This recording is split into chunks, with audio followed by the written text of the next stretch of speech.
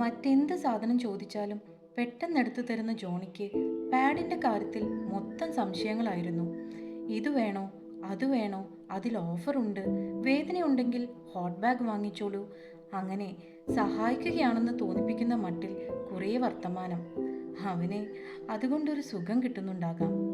ഈ ഒരു പാഡ് എന്ന് പറയുന്ന കഥയിൽ പല്ല് തേക്കുമ്പോൾ നമ്മളൊരു പേസ്റ്റ് വാങ്ങാൻ തീർന്നു കഴിഞ്ഞാൽ അത് വാങ്ങാൻ പോകുമ്പോൾ ഇല്ലാത്ത എന്തോ ഒരു പ്രശ്നം എന്തുകൊണ്ടാണ് ഒരു പാഡ് വാങ്ങാൻ പോകുമ്പോൾ ഒരു സ്ത്രീക്ക് നേരിടേണ്ടി വരുന്നത് എന്നുള്ള ഒരു ലളിത യുക്തി ഒരു വലിയ പ്രശ്നമായി സമൂഹം നേരിടുന്നുണ്ട് എന്ന് ആ കഥ പറയുകയാണ്. സാനിറ്ററി സാധനമല്ല ജോണിയേട്ടാ, സാനിറ്ററി പാഡ്. സ്ത്രീകൾ പീരിയഡ് ആകുമ്പോൾ അണ്ടർ ഗാർമെന്റിന്റെ ഉള്ളിൽ വെക്കില്ലേ, അത്.